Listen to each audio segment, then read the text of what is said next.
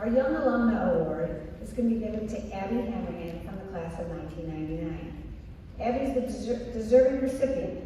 Abby grew up in Forest Park and followed the path of her mother, Donna DeGilio Hanrahan, who graduated in 1976, and her aunts, Mary DeGilio Lyons from the class of 1974, and Ann DeGilio Williams from the class of 1975. During Abby's 4 years at Trinity, she played softball and basketball. She was a member of the Media and Camera Club, and she was also a member of the National Honor Society and the National Art Honor Society. After graduating from Trinity, Abby attended Ithaca College, where she graduated with a BS in television and radio. Abby was the pitcher for the softball team at Ithaca College. Her team reached the NCAA playoffs 4 years in a row, and in 2002, the team won the NCAA D3 Softball National Championship. Abby was recently inducted into the Ithaca College Hall of Fame and still holds the school record for strikeouts. Abby has had an interesting career path, which has led her to her true passion, coaching pitching to students. She worked in film, broadcast television, real estate, hospitality, and administration. She claims that she learned in all of these different occupations, that what she has learned in all of these different occupations has given her the courage and skill to run her Practice Pro pitching school, which she founded. The school instructs hundreds of students annually and is highly regarded by coaches and students alike. Abby's fondest memory from Trinity was softball practice in the parking lot and also on the grassy knoll, which is the little hill next to the pumping station. Her favorite teacher was Mrs. Siliunas, who taught her to give, the art teacher, Mrs. Siliunas, who taught her to give and take constructive criticism. Congratulations, Abby. You make things right.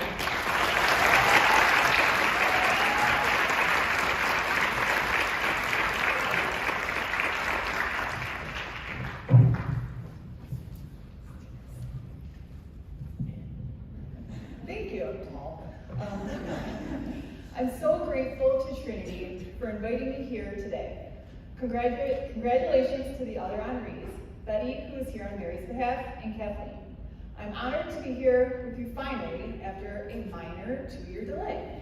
I think this event was canceled 2 days, I guess it was, 2 days before we were supposed to have it. I was thinking, geez, are they overreacting or what? But I guess not. Anyway, thanks to my family for being here, especially on a work day. I admire your talents for multitasking by both being here and also working virtually at the same time. Thank you, Mom and Dad, for sending me to Trinity. Actually, thank you for sending all of your kids to different Catholic schools. Between the three of us, there was St. Joe's, Trinity, Fenwick, and IHM. Yes, there's an extra school in there. I'll let you draw your own conclusions on what happened. While many Catholic and private schools are struggling, Trinity keeps getting better and better. You have a beautiful new gym, this wonderful auditorium, and you added a bowling team, golf team, lacrosse team, a track and field team, all since I've graduated. You've won runner-up in the state championships for softball, 13 regional championships. Softball team, are you here? And for basketball, which I also played, you made 3 state championship appearances. Basketball team? Okay, nice job. I know there are many more accomplishments with other sports as well. I'm going to share with you a little bit about my journey in my life and the ways Trinity has played a big part. Those include empowerment, sports, and faith. As you heard from Mary Gale, I own my own small business. It's called Practice Pro, and I teach softball players, girls aged 7 to 18, how to pitch. In 2016, I started with 55 girls in a pitching school, and we now have 170 in 3 locations. My favorite thing is when parents send me text updates on their daughters having awesome performance in a game. One of the reasons I believed in myself enough to go out on my own was because I learned about empowerment at Trinity. When I sat where you are, I dreamed of being on the stage in a pencil skirt and a jacket, talking about my job as a top executive in a big company. That is success, I thought. I actually thought my life would go like this. Straight up. After all, I was in the IB program, and amazing opportunities that would be thrown at me in every aspect of my life. I never climbed any ladder. It was more like a blender, and I was unqualified for any type of executive position whatsoever. God blessed my journey with unexpected jobs though, like tour boat deckhand, office manager at a Baptist church, real estate manager and agent, temp worker, television news camera woman, television traffic coordinator, 5-star restaurant maitre d', golf course cart lady, and a server at the stadium club at Wrigley Field. My mom liked that one. Okay, I was getting antsy in my office job, even though I got to wear a pencil skirt from time to time. It's a long story, but I started giving pitching lessons for extra cash.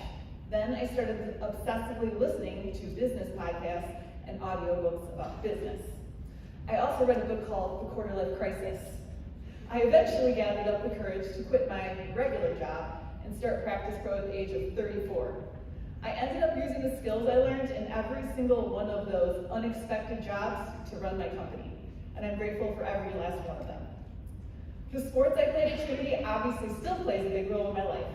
I'm trying to train pitchers and get them to come to Trinity and help you win a state championship. However, before you get behind this plan, you must know this about me. My senior year at Trinity, we played Fenwick in softball. My sister was on the freshman varsity team for Fenwick. My entire extended family came to the game. Even my grandpa, he never came to games. There was an article about us in the Wednesday Journal. On the front page of the sports section was a huge photo of me and Ashley sitting on a bench, back to back, grimacing. The game was at the Priory. We were tied in the bottom of the seventh. My sister was up. I walked her. Another base hit later, she was on third. I was very nervous. With the 2-1 count, I launched the ball over my catcher, Denise Magana's head, and my sister made a break for it. The slowest person I knew stole home. We lost. After that, I somehow gathered up my dignity and was able to pitch in college. We won the Division III NCAA championship, and I was later inducted into the Hall of Fame. While everyone in my family is well aware of my accomplishments, the cloud of that loss against Fenwick still looms over my head, and I'm sorry about this entire school. I'm really sorry about that. Please forgive me. Laura, please tell your dad, Uncle Dan, to stop talking about it. The most important thing Trinity gave me was a foundation in faith. When I was in college, I went on a service trip to visit some Franciscan friars and nuns in New York City. One day, we were able to ask the sisters questions about their daily life and what it was like to be them. Maybe we'd want to take up the vocation. My question was, do you get to work out? Okay. Their answers were not up to my standards, and of course I could not be a nun. But in all seriousness, there were times in my 20s and 30s when I didn't believe there was a God. You know, it seemed unlikely, maybe even silly. But I couldn't shake the desire to believe. I remembered how I felt here at Trinity with Sister Michelle's grace enveloping the whole school. Going to monthly mass here, prayers during morning announcements, and prayers before our sports games. The rituals always stuck with me. I really think there's something bigger than all of us nudging us in the right direction. Actually, I know there is, because I'm going in the right direction. Isn't it funny, after all those years, I'm right back playing softball with girls. I'm grateful to be able to share a little of my experience with you. Go Blazers.